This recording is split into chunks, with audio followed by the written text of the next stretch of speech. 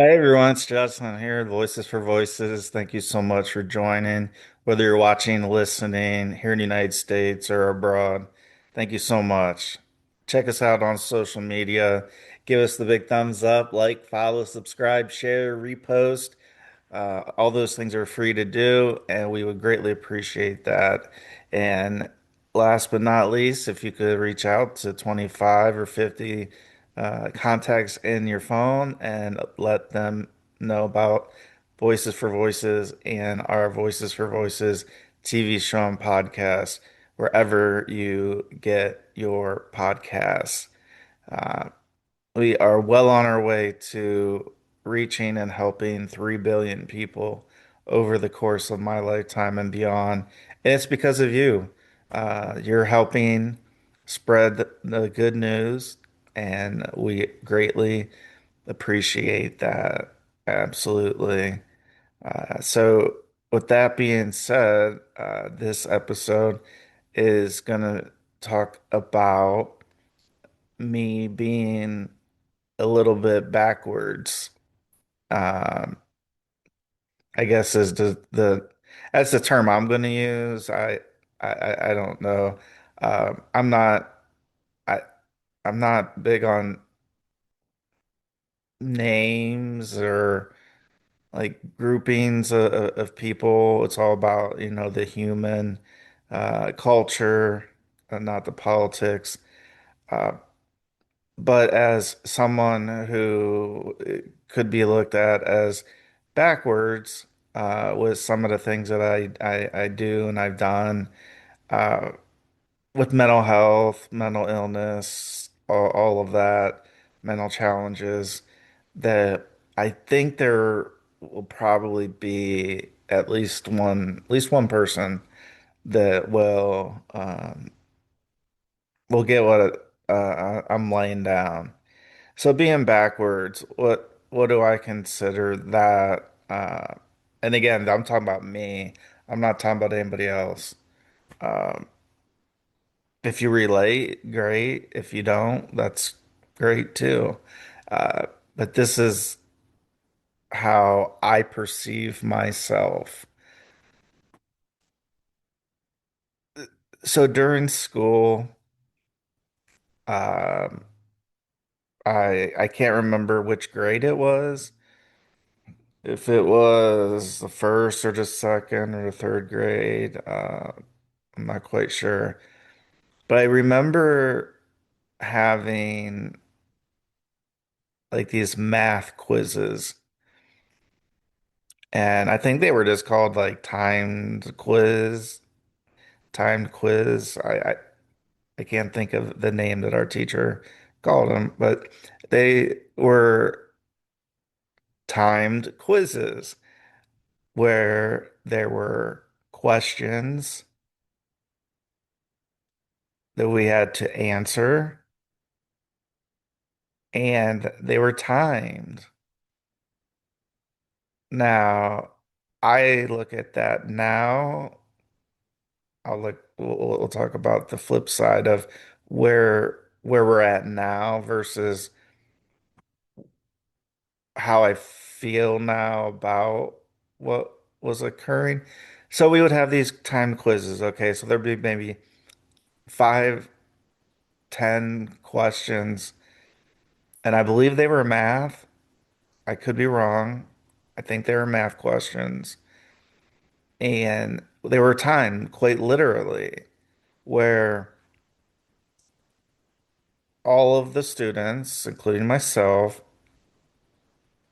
were passed out a quiz on a piece of paper face down so that we couldn't we couldn't get a head start. So it looked like, I mean, it was blank paper, right? On the front there was something printed, on the back there wasn't.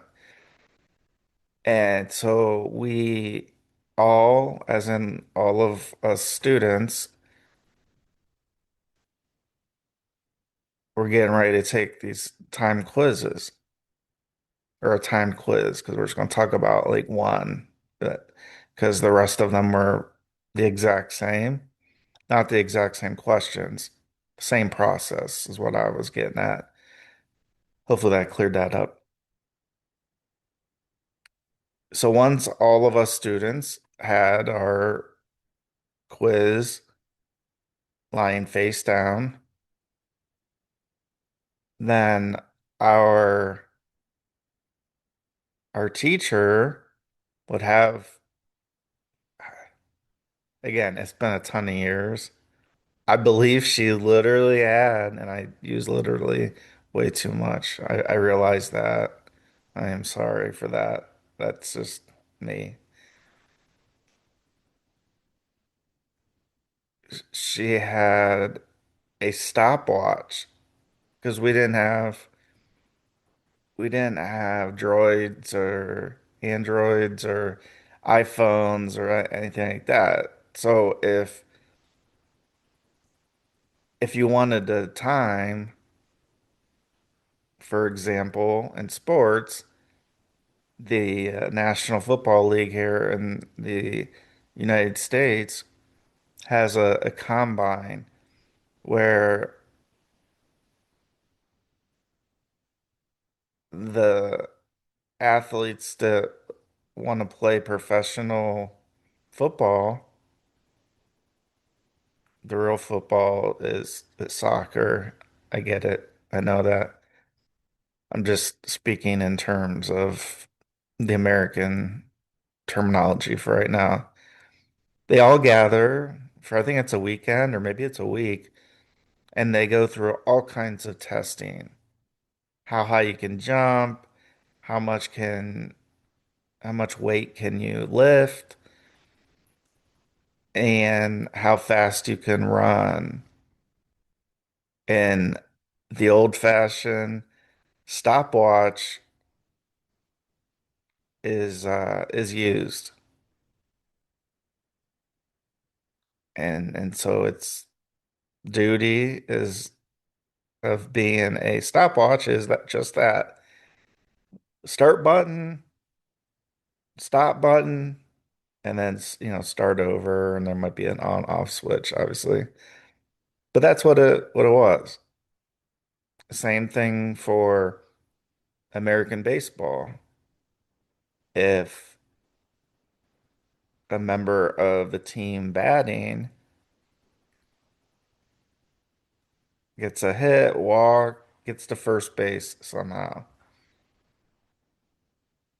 they can lead off the base, meaning they don't have to stand on first base while the pitcher pitches. Uh, they're able to get a lead off, so 3, 4, 5, 6, 7 feet. And the first base coach, because right, we're talking about first base, has a stopwatch because they're not, I don't believe they're allowed using, technology like we have. So they go back to the old fashioned and they have how fast it is for the pitcher to throw over the first base. So then the first base coach can relay that information to the person on their team that is on first base and on the offense team. So they're batting. The other team's in the field trying to get 3 outs. The team batting is trying to get as many runs, first, second, third, and touching home plate as possible. I know these are things a lot of you already know, but I'm just trying to share a couple different ways so where the stopwatch would be used still today. So it could be like a 40-yard dash in the football combine, and it could be how many seconds or milliseconds it takes for the pitcher to throw over the first base. So if it takes a long time, then the person on the team that is on offense, they might try to steal second base. Not literally steal the actual base, but run to second base before the pitcher and or the catcher would throw the ball to second base and one of their teammates would be there and they would try to catch the ball and tag the person from the other team that was running from first base to second base. So, rewind many years. These timed quizzes, I believe, were math, and I believe there were 10 questions, maybe five. I don't know. I don't remember. I really don't. Um, but I do remember feeling the pressure of that competitor spirit of, oh, I want to be the first one. I want to be the first student that's done. So, right. So all the quizzes are passed out. Teacher would basically say, ready, set, go. Start the stopwatch.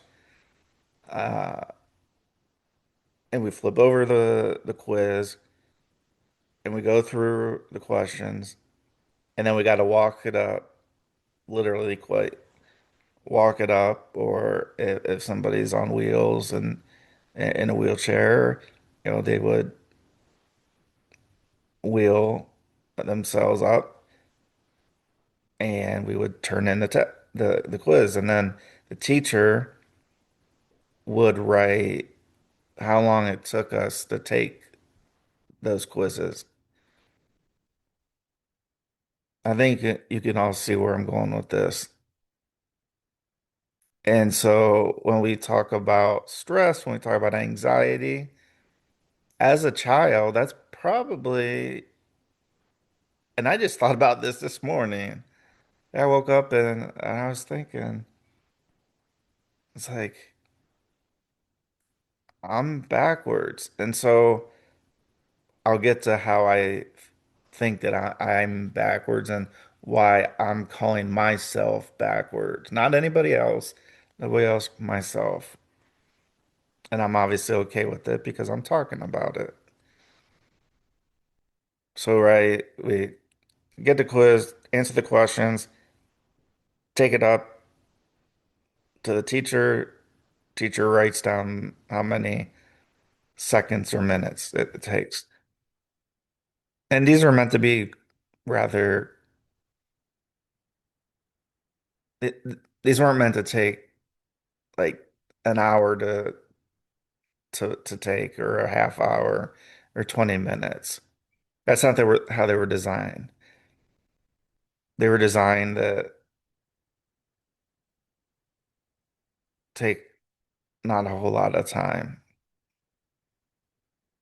So I remember and I don't know where it came from. I do not know. And I didn't ask other students how they felt about it. But quite literally,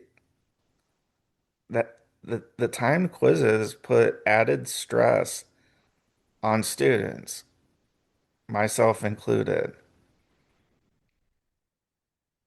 because let's say we had 15 students in class. I don't know. I don't remember. So let's just say we had 10 students. Once these quizzes got introduced and we started taking them on like a regular basis, I think it might have been like every Friday or every Monday or something like that. And it would be a review of what we learned over the previous days. And I'm laughing at myself. I've gotten used to that and gotten to be much better about that, to be able to laugh at myself. Uh, but it wasn't really a laughing in a joking manner. matter. It was quite literally, here's your quiz, ready, set, go, fill them out, answer the questions, turn them in. Teacher puts the time that it took, 49 seconds, a minute and 15 seconds, 2 minutes, whatever the time was that it took us each to fill out the quiz and then turn it in. And I don't know where it came from. As I mentioned, I'm sure other students felt the same way.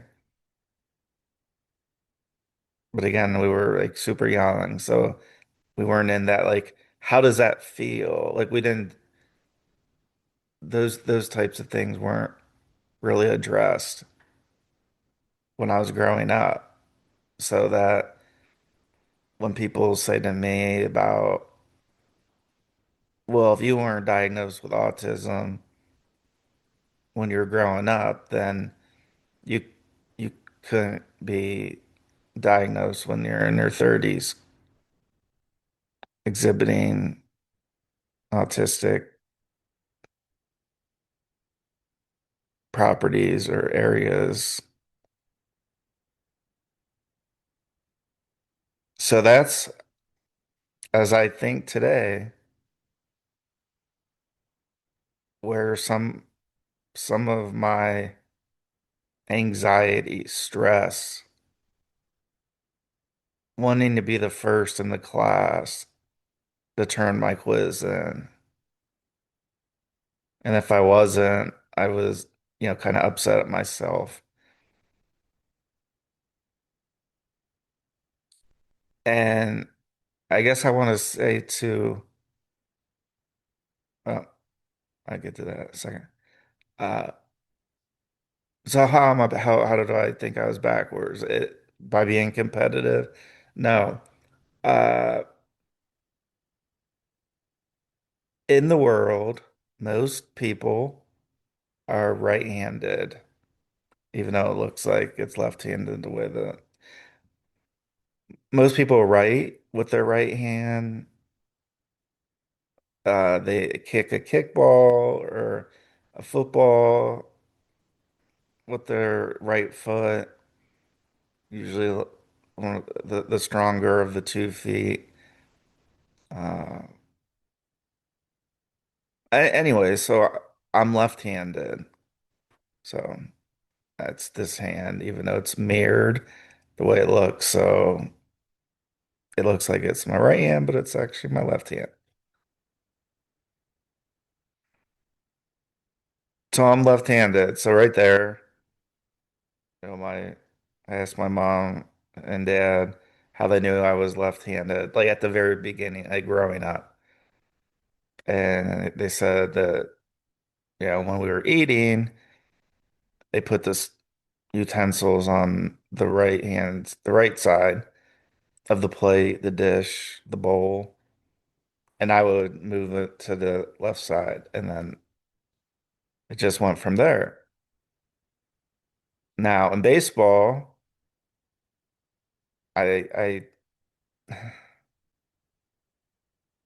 I can't remember if I started batting left-handed only or if I batted left and right. Because generally, again, and if we look at like a total population, most people would if they're playing American baseball, they would bat left-handed or right-handed, one or the other.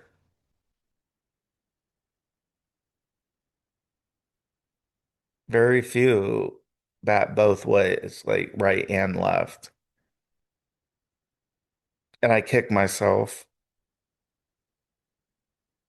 because I am predominantly left-handed, that I probably should have stayed batting left-handed,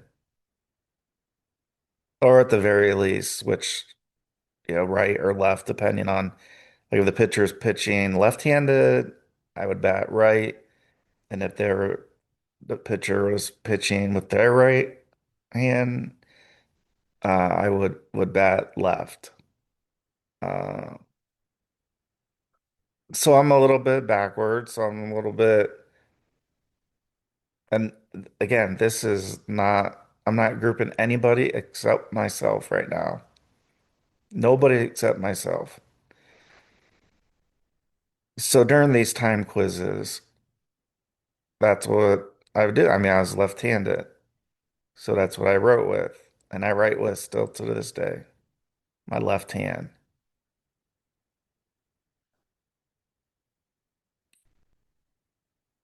And so that's how I would take the quizzes with my left hand. Other students, majority of the students with their right hand. But not only that, if there are 10 questions, right? Most people start at one, and then two, and then three, and then four, and five. Somehow, some way, I got it in my head. And as the years went on, some of it played out like this.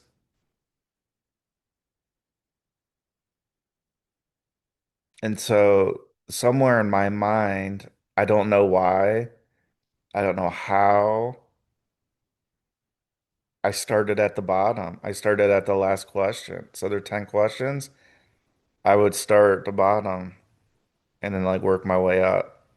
Or start at the bottom for a couple questions and then go to the top and so I'm calling myself backwards. Nobody else.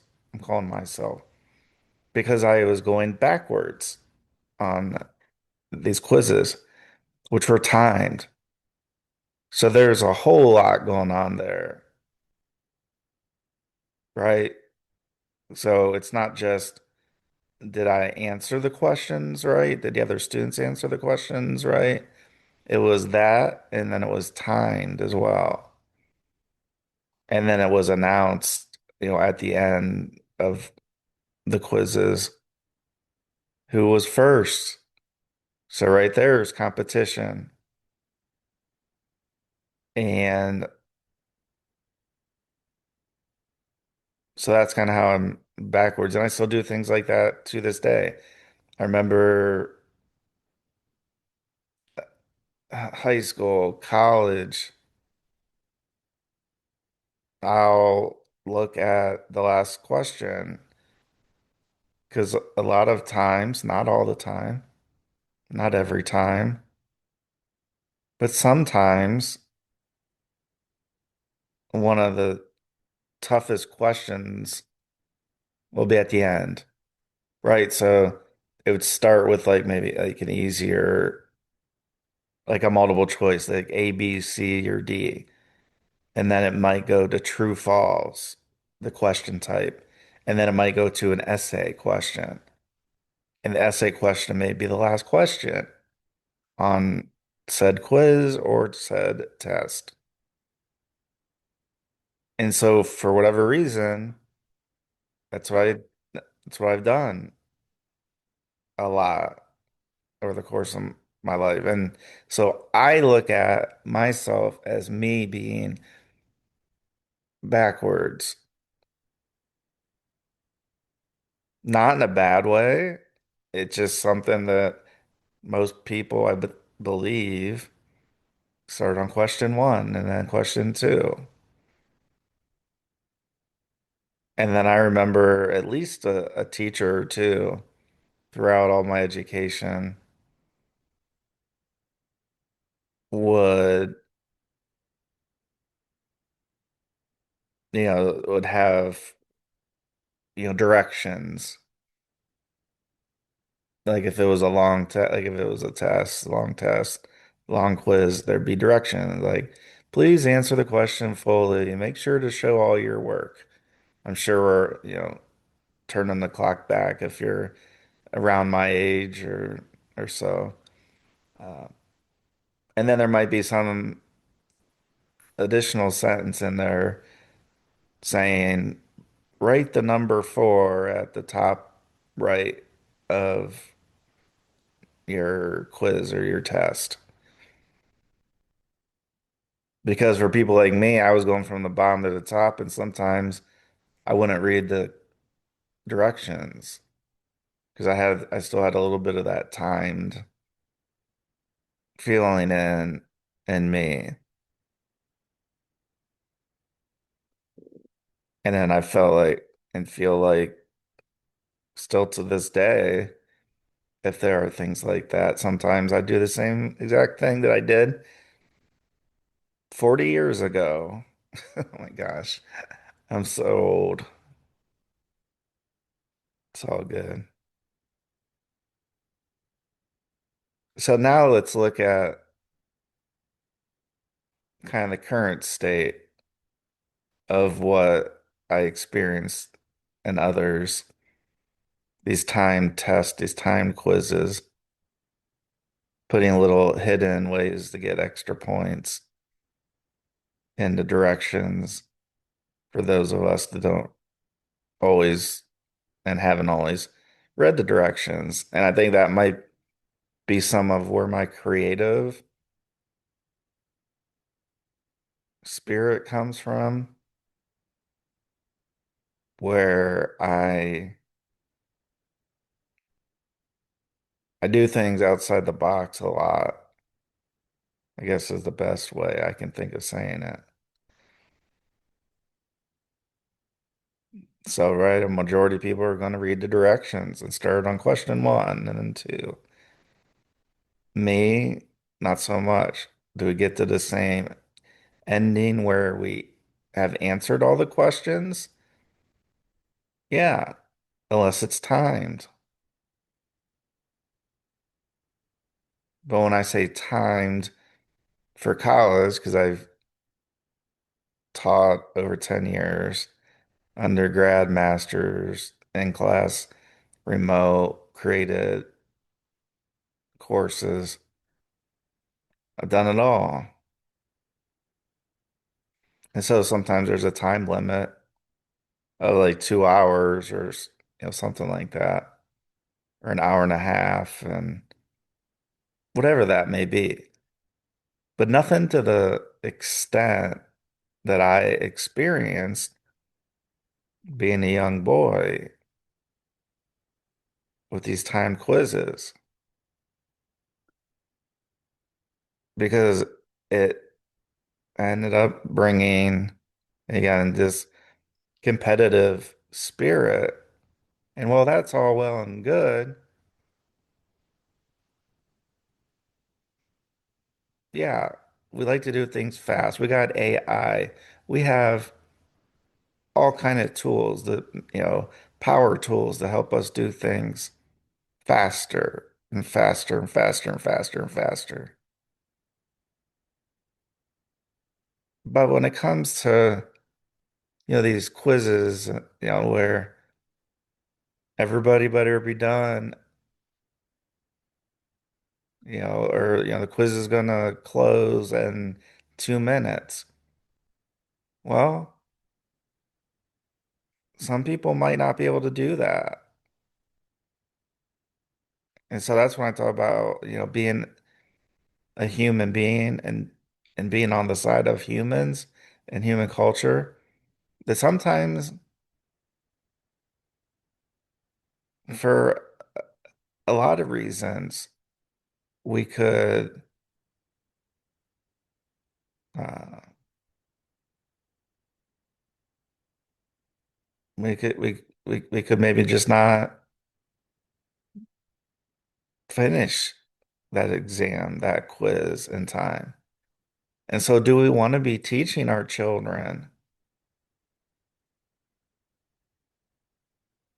that even if the teacher didn't say, oh, person, the first student finished in whatever, so many seconds or minutes, whatever. Then everybody hears it and goes, "Oh, I didn't make it first. I didn't hear my name until almost the end." So it took me longer time. That must mean I'm not as smart. And that's not the message we should be sending anybody, especially children. It's one thing to be competitive as you get older in sports and in other ways. But we don't need to be, and I hope that there's not many, if any at all, that has their first graders competing against other first graders and then sharing that with the whole class. Like going up to we had blackboards or green boards and then chalk. And then a teacher would, put names. From what I remember, that's what occurred. Would put the names in order of who got finished first. I'd rather have a student take their time to finish whatever they're doing than for, right? Because I mean, if we're all about competitions, like, well, I need to be the first one done. I got to be I got to get the most points. I got to do this and that. It shouldn't be like it was for me. And as I look back, again, I can't help but think competition is good, but when we're talking about learning, we all learn at our own pace, just the way it is. Some things come easier, some things are harder. All things could be hard,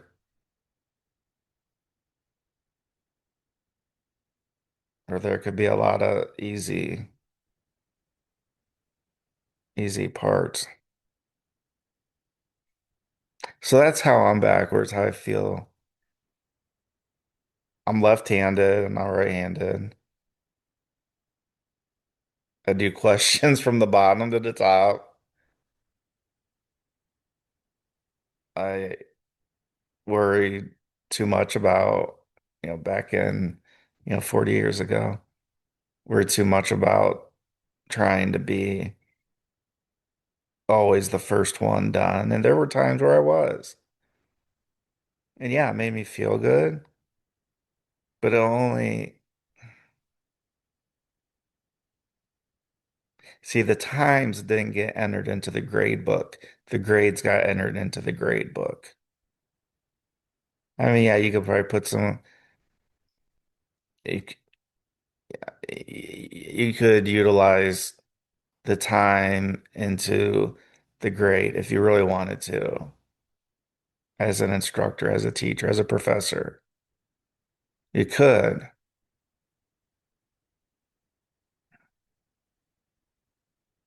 I don't recommend that because we need students, we need people, we need humans. That yeah, it would be great to have everything done so fast, but we're not, humans aren't machines. So they say, oh, well, a machine can do 10 times the work that one human can do. Well, it's because we're not machines. We're human beings.